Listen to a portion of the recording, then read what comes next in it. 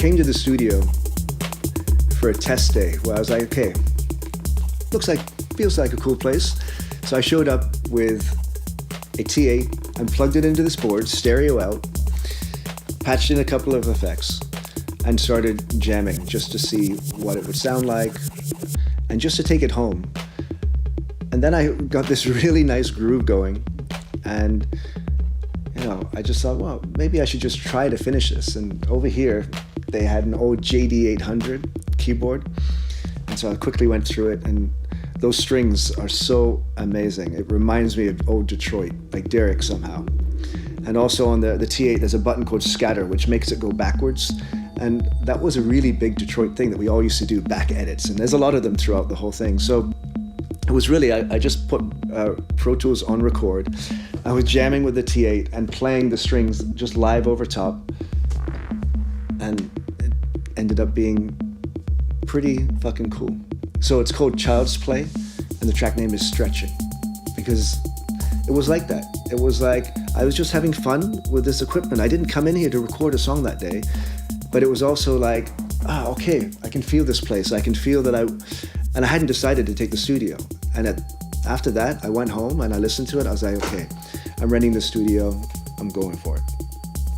The funny thing is, later, I was in here I was like, man, I love the feeling in here.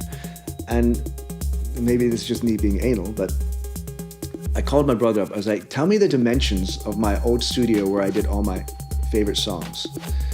Not the early stuff, Consumed and stuff, because I loved that feeling in that room. And the dimension of that room in my building in Windsor is nearly exactly the dimension of this room. That's not hocus pocus, but really, like there's something there. Because it's about sound and frequencies and feeling that, that you're comfortable. And I had a couple of studios in Berlin that I set up, and they were all technically perfect and had all the newest equipment and 2 computers and 96K and blah, blah, blah. But I never felt comfortable, and all these things are just, it was also, I knew it had to be that way. Just get back to basics, have a couple of instruments that you really know or get more comfortable with, and jam. I ended up at John's house, and he was living with his parents. And downstairs, in the basement next to the washing machines and next to the clothes hanging up for drying was a small studio, and it was a good situation. We just recorded, and just played with machines. This was the first time I was really like in a studio myself, a serious studio. And the main thing I remember about that first day was that John had a TR-909 drum machine. And, I sat there, he was like, here, check this out. And as soon as I turned this thing on, it was really like hearing all my favorite records, at once, because it was the main machine that everyone was using back then. In the early days, I learned only studio stuff from John. It was later on, as we became closer friends and business partners, I learned so much from John. He was my senior in years and so much my senior in intelligence and knowledge. So I was really like I was like a sponge, just sucking everything from John. It was a perfect moment for us to meet. He had just come back from Buffalo. He had had a hard time there. He was really trying to figure out what to do, and he was exhausted. He was really finished. And I came in, and so I was sucking from him all the information and everything, and I gave him this energy and this enthusiasm. And he was like, okay, let's do this together. Let's try this. Do we give up, or do we start programming our own parties? And you couldn't even take over clubs. So then it started, the great thing about, the back end of a terrible history in Detroit is that there was tons of vacant, land and buildings. And so we were able to appropriate these places for nothing or really cheap and load a sound system in and start doing parties. And that all started to happen as I think +8 and myself were starting to find our specific sound. So we were finding a sound, we were starting to throw parties. That sound in this certain environment started to kind of attract a certain type of person, and that whole, resurgence of, say, underground electronic music in America started to happen. We all have a passion. It's part. If you don't have a passion and believe in what you're doing, you're not going to be part of any of this. But you got to come in and, from 9 to 5 or 10 to 6 or whatever, especially the people in the label, maybe not all the artists, but there has to be some kind of structure, and you have to be working this, If it's only fun, it's just about today's hot record. But, Depeche Mode or any of the people we looked at Mute a long time ago didn't get to where they're going without being passionate, having fun, but being serious and having an integrity and looking also to the future sometimes and saying, hey, I'm here now, I'm really happy, this is great, but I also want to be there in 5 years. I want to be relevant in 10 years. I don't want to be the guy who made the great record 10 years ago. Well, maybe that's me, but I'll be part of this whole development. Everything was perfect in Berlin for the setup. But I stood there and I looked around, and it was just then I started to zero in on thinking about the cables between this light and that light, and thinking, my God, there's so many things that can go wrong here. So we do the beginning similar to Barcelona. Mm-hmm. I wasn't responsible for all those things, but I was responsible for keeping, I guess, a positive energy and belief in the system. Good luck. If we do rock and roll. Rock and roll. Rock and roll. Shake and roll.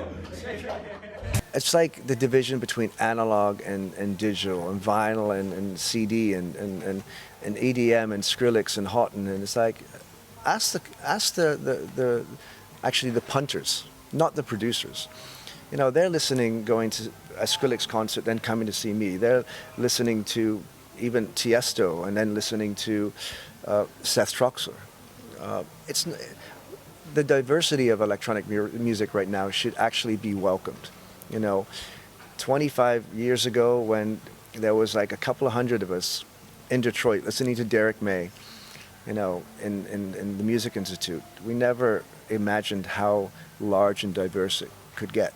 But at that point, it was so inclusive. It's you like electronic music? Come in. You too, brothers, sisters, everyone together. And somehow it has to retain that. We're still, electronic music is a completely different world and culture than all the other music. So we should find our similarities and not try to pinpoint stupid little variances or negativity.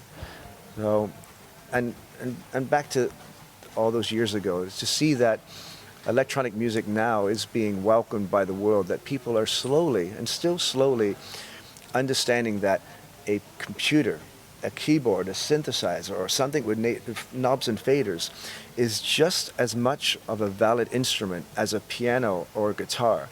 That's the important message to give. And that's my message. Not about that's too hard or soft or too much like rock and roll, or he's jumping into the crowd, or he's doing a party called Big Titties. It's beyond all that.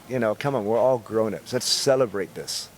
Yeah, I think everybody wants to look up on stage and see someone doing something. If they see someone who they think is just checking their email, or just someone there, also without any computer, playing a CD or playing a record, turning around, talking to his friend, having a smoke, and then playing another record.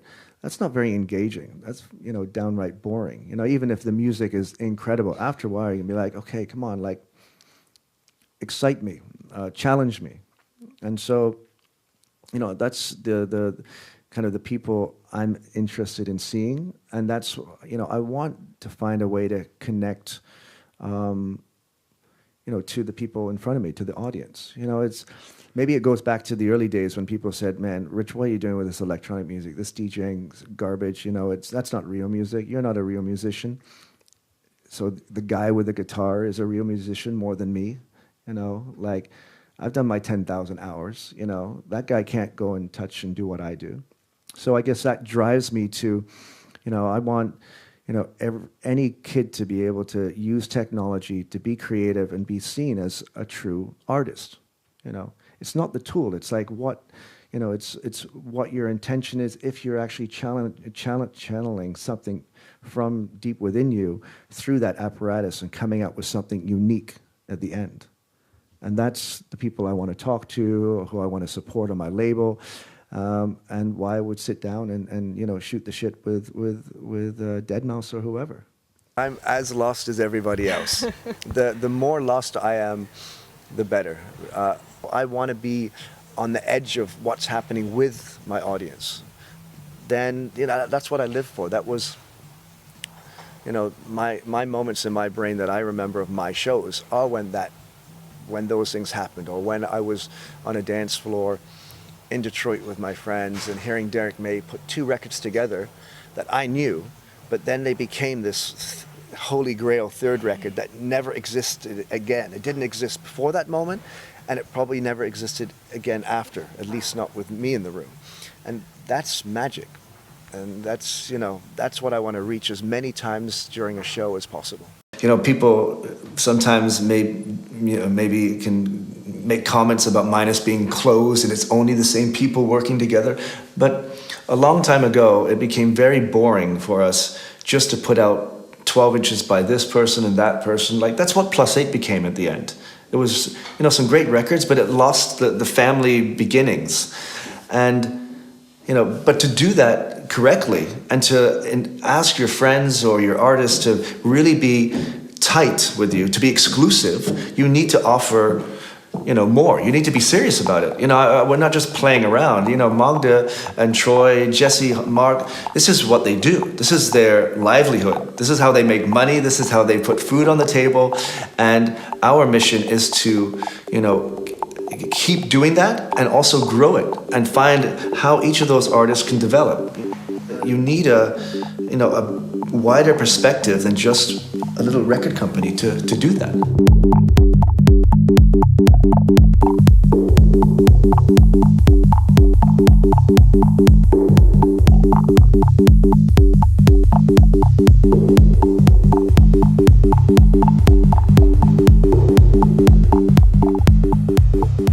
To choose an artist from Minus it's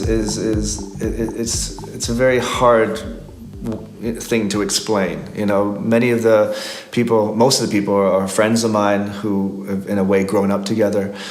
The one thing I can say that is common between everybody is that we've had connections for a long time. Even when I didn't know some of my artists, they were around or interested in what I was doing as Plastic Man or as Richie Hawtin, or even some of them into the early days of Plus 8. So they had this background and this history.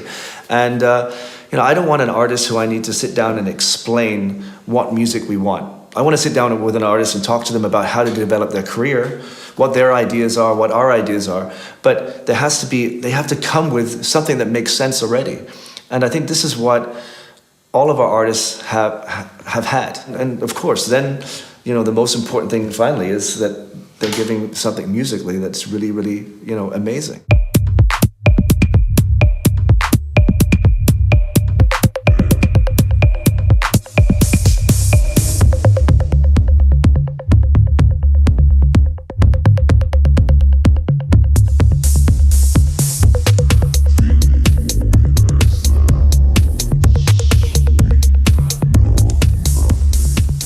It takes much more for us to release a record by an artist on Minus than the music.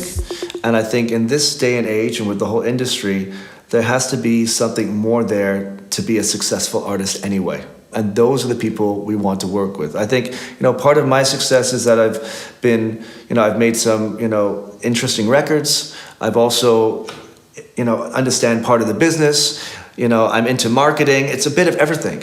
And I want to also work with other artists like that who have different ideas and visions or things to talk about. A great track is a great track, but there's tons of those out there now. That this is even more important at this moment that the artists have something more to say than the music that they're making.